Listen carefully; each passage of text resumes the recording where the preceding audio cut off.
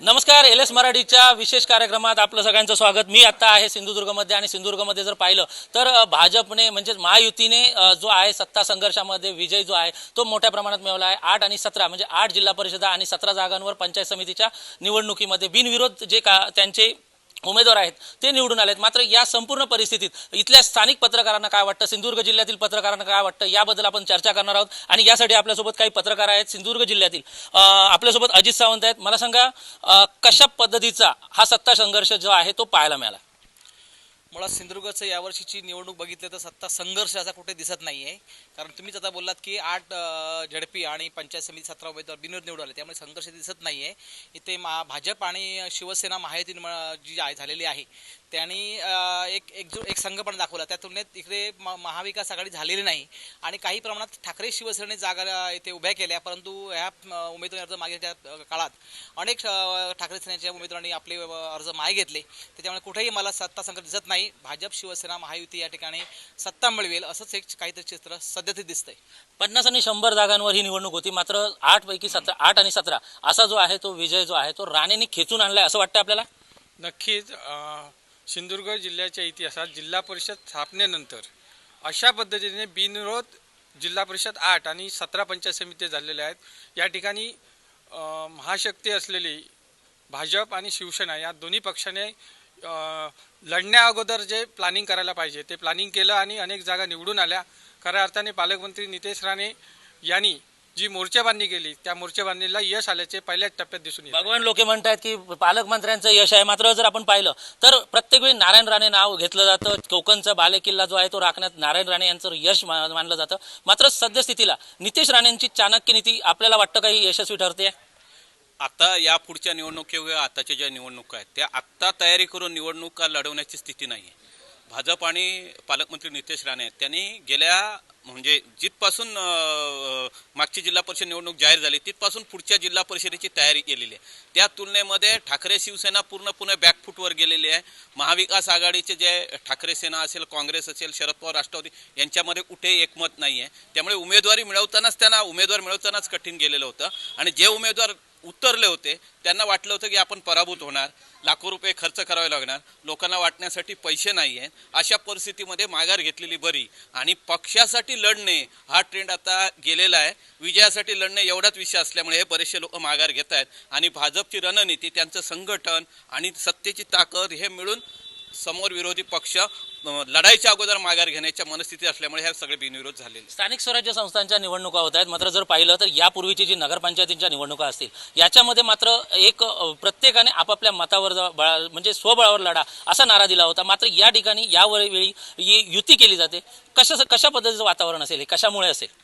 बरोबर तुमचं. नगरपंचायत सिंधुदुर्गाच्या नगरपंचायत निवडणुका झाल्या त्याच्यामध्ये शिंदे विरुद्ध भाजप अशाच प्रकारचा सामना आला. यामध्ये 2 नगरपंचायती या शिंदे गटाकडे गेल्या आणि एक भाजपकडे, एक शहर विकासाकडे आली. त्यातून धडा घेऊन हा जो नवीन पॅटर्न त्यांनी आणला आहे बिनविरोध निवडीचा, मुंबई महापालिका असतील किंवा राज्यातल्या अन्य महापालिका यामध्ये मोठ्या प्रमाणात बिनविरोध निवडणुका झाल्या आणि तो पॅटर्न सिंधुदुर्गात यशस्वी करण्यासाठी जिल्ह्याचे पालकमंत्री नामदार नितेशजी राणे असतील, खासदार ज्यांच्या नेतृत्वाखाली निवडणूक पार पडते असे नारायणराव राणे असतील किंवा कुडाळ मालवणचे आमदार निलेश राणे असतील, त्याचप्रमाणे शिवसेना, भाजप ही जी सर्व मंडळी आहे ती एकत्रित आली आणि सिंधुदुर्ग जिल्ह्याच्या दृष्टीने हा नवीन एक पॅटर्न तयार केला आहे. जो कणकवलीमध्ये पॅटर्न तयार झाला होता निवडणुका शहर विकास आघाडीचा, तो त्या पॅटर्नला फाटा देताना बिनविरोध पॅटर्न सिंधुदुर्गात नवीन तयार करण्याचं काम शिवसेना भाजप महायुतीच्या माध्यमातून पालकमंत्री नितेश राणे आणि खासदार नारायण राणे यांच्या माध्यमातून होत आहे.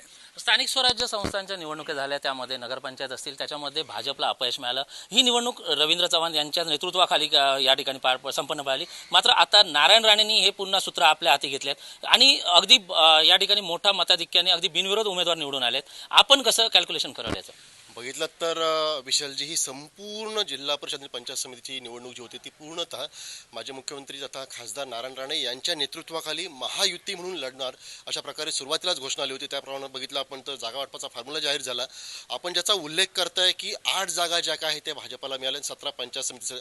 मी मुद्दाम इथं विश्लेषण आणखीन करू इच्छितो. 8 पैकी 7 जागा ज्या आहेत ते एकट्या कणकवली विधानसभा मतदारसंघातील आहेत. त्याच्यातील देवगड तालुक्यामध्ये एकूण 4 जिल्हा परिषद सदस्य महायुती युतीचे पर्यायानं भाजपाचे निवडून आले आहेत.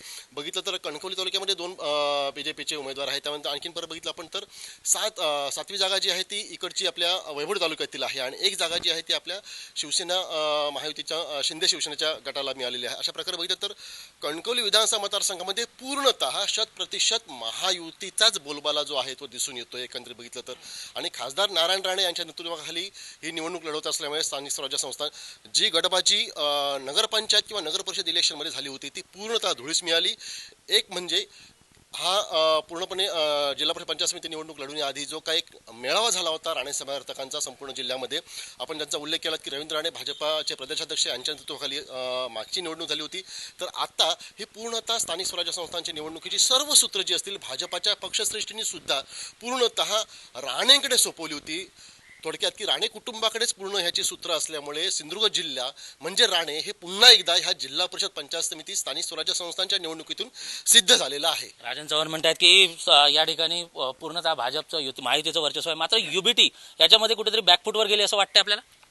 नक्कीच जर आपण लोकसभेच्या निवडणुकांपासून जो उद्धव ठाकरे गटाला किती असून देत पण त्यांना मतं मिळत होती, म्हणजे त्यांच्याकडे जो मतदार होता तो हळूहळू भाजपने आपल्या ताब्यात मिळवला. शिंदे गट तर अगदी शून्यावर होता, पण विधानसभेला ज्या पद्धतीने त्यांनी 2 मतदारसंघामध्ये 2 आमदार त्यांचे निवडून आले, त्यामुळे शिंदे गट झपाट्याने वाढत गेला. ही जी सगळी मताची जी कलाटणी होती ती उभाटाकडून तिकडे सरकली, काही भाजपकडे गेली.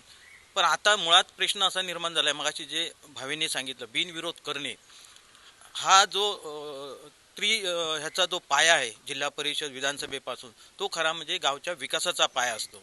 जर हे बिनविरोध निवडून आले तर लोकांपर्यंत ते कधी गेलेच नाही, लोक त्यांना ओळखणार सुद्धा नाही. त्यामुळे ती लोकांची कामं कशी होणार हाही मोठा प्रश्न आहे. 3 वर्ष आपल्याकडे प्रशासक होता, आता प्रशासक आल्यापासून 3 वर्षातला जर आपण विकास बघितला तर तो ग्रामपंचायत स्तरावर राहिला. जो जिल्हा परिषद आणि जे लोकप्रतिनिधींकडून जे भांडून किंवा एखादा गावच्या विकासासाठी जी तळमळ असते ती तळमळ कुठे 3 वर्षात दिसलेली नाही. दुसरं भाग, आपण आता काही वर्ष या जिल्हा स्थानिक स्वराज्य संस्थांच्या ज्या निवडणुका बघत आहोत, एकदा उमेदवाराने अर्ज भरला की तो प्रचाराला लागतो, पण आज उमेदवारी अर्ज मागे घेईपर्यंत गावात कुठेही प्रचार सुरू झालेला नाही. हे जे ट्रेंड बदलत चाललेले आहे ते राजकीय पक्षांच्या लोकांना भविष्यात घातक ठरणार आहेत. जर बघितलं तर मॅन्डेट पाहिलं तर आपल्या सिंधुदुर्ग जिल्ह्यामध्ये कणकवली मतदारसंघ असेल, सावंतवाडी किंवा कुडाळ विधानसभा मतदारसंघ, यामध्ये जर पाहिलं तर भाजपला मोठं मताधिक्य जे आहे ते आपण आता ऐकलंय. मात्र आपण कसं बघता, कारण की ते 2 मतदारसंघ आहेत जे दीपक केसरकर तिथे त्या आपलं मताधिक्य मोठ्या मताधिक्याने निवडून आले, त्याचप्रमाणे निलेश राणे असतील, मात्र त्या ठिकाणी अद्यापही काही खातं उघडले नाही, काही ठिकाणी एका दुसरं खातं उघडलं असेल. याकडे आपण कॅल्क्युलेशन कसं करतो? नाही, या ठिकाणी आता कसं झालंय, महायुती आहे, भाजप शिवसेना हे प्रमुख पक्ष आहेत महायुतीचे, आणि त्यांच्यात जागा वाटपूचा फॉर्म्युला ठरला होता. त्यामुळे आजचा शेवटचा दिवस होता. काही लोकांनी माघार घेतलेली आहे, अजून कोणी माघार घेतली आहे, कशा पद्धतीने घेतले, विशेषतः भाजपचे अधिकृत उमेदवार होते आडेली मतदारसंघातून, जिल्हा बँकेचे अध्यक्ष आहेत मनीष दळवी यांनी माघार घेतली आहे. मी ती कशा पद्धतीने घेतली आहे, कशा कारणांसाठी घेतली याचं जरा विवेचन आपल्याला करावं लागेल. पण ही निवडणूक पाहता एकूणच जे आता बिनविरोध झाले आहेत त्याची मात्र आपल्याला सर्वांना दखल घ्यावी लागेल, कारण जिल्हा परिषद बिनविरोध होत आहेत. कारण आता उद्या हे लोक मतदारांपर्यंत पोहोचणार नाही बिनविरोध झाल्यामुळे. 8-10 गावं असतात, त्याच्यात 10-12 हजार मतदार असतात. मतदारांना हे चेहरे माहीत नसणार. मतदारांपर्यंत पोहोचल्यामुळे काय होतं, तिथले स्थानिक प्रश्न रस्त्याचे असतील, राईटचे असतील किंवा अन्य जे काही प्रश्न असतील प्रलंबित ते लोकांपर्यंत जाणार नाहीत. त्यामुळे त्या दृष्टीने आता हे बिनविरोध झालेल्या लोकांनी काम करण्याची गरज आहे खऱ्या अर्थाने. आणि जे आता निकालात म्हणजे बिनविरोध निकाल दिसत आहेत त्यातून आपल्याला एक मॅसेज सर्वच पक्षांना घ्यावं लागेल, सर्व राजकीय पक्षांच्या नेत्यांना घ्यावं लागेल की असा ट्रेड आता निर्माण होतो आहे. अर्ज मागे घेतानाच आजच जर पाहिलं तर युबीटीचे या ठिकाणी विधानसभा प्रमुख जे होते सतीश सावंत यांनी देखील आपल्या पक्षाचा राजीनामा दिलाय. ज्या विधानसभा मतदारसंघातून रितेश राणे जे मोठ्या मताधिक्याने निवडून आलेत, मात्र जर अशा पद्धतीचा राजीनामा दिला गेला आणि त्याच्यासोबत त्यांचा एक उमेदवार जो आहे तो निवडणुकीच्या रिंगणात होता, तो देखील आपला राजीनामा देतोय, याबद्दल कसं विश्लेषण कर? हे कधी ना कधी होणारच होतं, कारण सतीश सावंत हे मूळ खासदार राणे यांचे कार्यकर्ते जुने, समर्थक आहे. ते मध्यंतरी शिवसेनेमध्ये त्यांनी प्रवेश केला होता आणि आज त्यांनी पुन्हा एकदा राजीनामा दिलेला आहे. मला असं वाटतं की उद्या त्यांचा भाजपमध्ये प्रवेश होऊ शकतो असा अंदाज आहे. कदाचित भाजपमध्ये त्यांचा प्रवेश होईल असं वाटतं आता तरी. आणि यामुळे कणकवली तालुक्यामध्ये भाजपलाची ताकद आणखी वाढेल. त्याशिवाय त्यांच्या जो हरकुळ बुद्रुक मतदारसंघ आहे त्या भागामध्ये सुद्धा त्यांच्या प्रवेशामुळे भाजपची ताकद वाढेल आणि एक जिल्हा स्तरावरचं ते एक नेतृत्व आहे त्याचा फायदा निश्चितपणे भाजपला होऊ शकतो. भाजपमध्ये देखील पुन्हा एकदा बंडखोरी झालेली पाहायला मिळते मोठ्या प्रमाणात. अगदी नितेश राणे यांचे खंदे समर्थक हे आज समोरून उभे राहिलेले आहेत त्यांच्याच उमेदवाराच्या विरोधात. मात्र याकडे कसं आपण बघतो? भाजपचं एक राजकारण आहे. सर्व विरोधकांना एकत्र एक मोठ बांधण्याचं काम राज्यभरात केंद्रापासून राज्यभरात सुरू असतं. आपण महाराष्ट्रात म्हणजे जे सिंधुदुर्ग जिल्हा सोडून द्या, परंतु महाराष्ट्रात सर्वत्र पाहिलं असेल जे विरोधक जे भाजपचे होते सर्व एकत्र आले. त्यामुळे भाजपी संघटना राज्यव्यापी संघटना देशव्यापी संघटना झालेली आहे. विरोधक नावाला राहिले. सिंधुदुर्गात आपला कणकवली विधानसभेचा विचार करायचा झाल्यास आता ठाकरे गटाकडे भाजपला विरोध करणे एवढा सक्षम उमेदवार नाही अशी अवस्था आहे. जिल्हा प्रमुख जे होते संदेश पारकर त्यांनी आपला राजीनामा यापूर्वीच दिलेला आहे. वैभव नाईक हे कुडाळ मालवणमधून काम करतात. कणकवलीत परिस्थिती फार भयानक आहे शिवसेने त्यामुळे होत आहे असं की शिवसेनेत जर ठाकरे काम करायचं असेल तर कार्यकर्त्यांनी टिकायचं कसं, कार्यकर्त्यांना सांभाळण्यासाठी वरिष्ठ पातळीवर एक पॉवर द्यावी लागते. सर्व प्रकारची पॉवर असते ती तशा प्रकारची पॉवर दिली जात नाही अशी एक कार्यकर्त्यांची खंत आहे. आणि ती संघटना टिकवायची असेल तर आता वरिष्ठ पदाधिकारी जे वरच्या लेवलचे पदाधिकारी आहेत शिवसेनेचे त्यांनी या ठिकाणी उतरावं लागेल. त्यातून संघटना थोडीशी वाढू शकेल. परंतु फार मोठी ठाकरेची हानी झाली आहे. या ठिकाणी भाजप हा एक नंबरचा पक्ष आहे आणि तो या जिल्हा परिषद पंचायत समिती निवडणुकीच्या माध्यमातून ठाकरे शिवसेनेला नेस्तराभूत केल्याशिवाय राहणार अशी सध्या तरी चित्र निर्माण झालं आहे. सद्यस्थितीला जर पाहिलं तर या ठिकाणी युबीटी कडून म्हणजे जे उमेदवार त्यांचे अर्ज मागे घेतात याच्यावर असा आक्षेप घेतला जातोय की पैशांचं आमिष दाखवून किंवा प्रलोभन दाखवून हे उमेदवारांना या ठिकाणी अर्ज मागे घेण्यासाठी ताकद दिली जाते. विशालजी, कसं आहे की आताचं राजकारण आणि पूर्वीचं राजकारण समाजवाद हा पूर्ण नाहीसा आलेला आहे. राजकारण करायचं आलं तर त्याला सोबत अर्थकारणाची जोड ही अत्यंत महत्त्वाची आहे.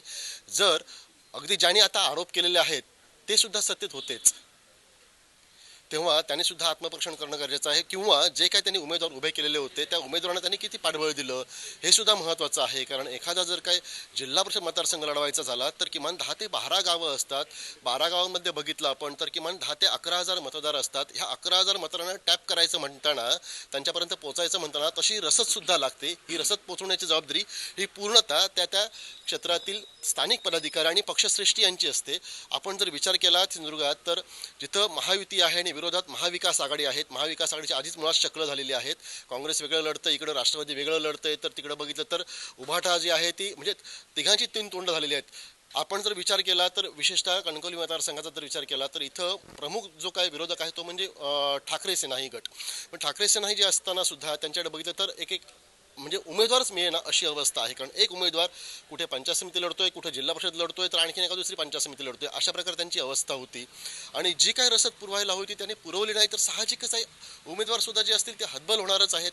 मग अशा वेळी जर काय त्यांनी स्वतःहून जर माघार घेतली असेल किंवा जर काय त्यांनी आपली उमेदवारी माघार घेतली असेल तर मग विरोधकांवरती आरोप करण्यापेक्षा आपलं स्वतःचं आधी आपल्या कॉलरला किती मळ लागलेले आहे हे पण पाहणं थोडंसं गरजेचं आहे, नाही का? निश्चितच या ठिकाणी म्हणतात की आपला विकासात्मक दृष्टिकोन ठेवला तर त्यांनी मागे घेतलं असेल. मला सांगा, सतीश सावंत यांनी आपला उमेदवारी अर्ज मागे घेतलेला आहे आणि याच्यामुळे भविष्यात ते सत्ताधारी पक्षात जातील, विकास कामांसाठी जातील. मात्र इथला विकास खुंटलाय का असं आपल्याला वाटतं? मुळात सतीश सावंत यांनी जी भूमिका मांडली आहे त्याआधी मुळात सहकार आणि शेती क्षेत्राशी निगडीत अधिक काम केलेले व्यक्तिमत्व आहेत. ते गेल्या 5 वर्षापासून ठाकरे शिवसेनेत होते. त्यामुळे काही प्रमाणात ते सत्तेच्या प्रभावापासून बाजूला गेले होते. आणि आता त्यांचं असं लक्षात आलं की बाबा जे शेतकरी आपल्यासमोर येतात, काही त्यांचे प्रश्न असतात, विम्याचे असतील, शेतकऱ्यांच्या नुकसान भरपाई असतील, ते प्रश्न आपण सत्तेत नसल्यामुळे सोडू शकत नाहीत. त्याच्यामुळे या शेतकऱ्यांना जर न्याय द्यायचा असेल तर आपण सत्तेच्या प्रवाहात सामील झालं पाहिजे, त्यांची भूमिका घेतलेली आहे. आणि त्यामुळेच आपण पदाचा राजीनामा सांगितलं. त्यामुळे निश्चितपणे जे काही प्रश्न आहेत शेती क्षेत्रात निगडीत असतील त्या प्रश्नांना निश्चित न्याय मिळेल. बाकी जे सत्तेच्या मागण्या जे प्रश्न आहेत इथले पालकमंत्री स्वतः या मतदारसंघाचे आमदार आहेत, स्वतः ते पालकमंत्री आहेत. त्यामुळे त्यांच्या माध्यमातून या जिल्ह्याचा, या तालुक्याचा किंवा या मतदारसंघाचा विकास होतो आहे, झाला आहे. परंतु सतीश सावंत यांच्या प्रवेशामुळे खरोखर आणि त्यांच्या ह्या विकास कामाला आणखी जोड मिळेल, आणखी हा तालुका भाजपच्या दृष्टीने मजबूत होईल आणि इथल्या शेतकऱ्यांच्या प्रश्नांना न्याय मिळेल असं वाटतं. तर निश्चितच जर पाहिलं तर इथल्या स्थानिक पत्रकारांना एवढंच वाटतंय की जर विकासाचे मुद्दे आहेत, जर गल्लीपासून दिल्लीपर्यंत प्रत्येक ठिकाणी भाजपा असेल तर भाजपाला या ठिकाणी भाजपाचे कार्यकर्ते, भाजपाचे उमेदवार हे बहुमताने निवडून येतील असा एक जो विश्वास आहे तो या ठिकाणी पत्रकारांच्या वतीने व्यक्त केलेला पाहायला मिळतोय. व्हिडिओ जर्नलिस्ट अनिकेत सर, विशाल रेवडेकर, LS मराठी, सिंधुदुर्ग.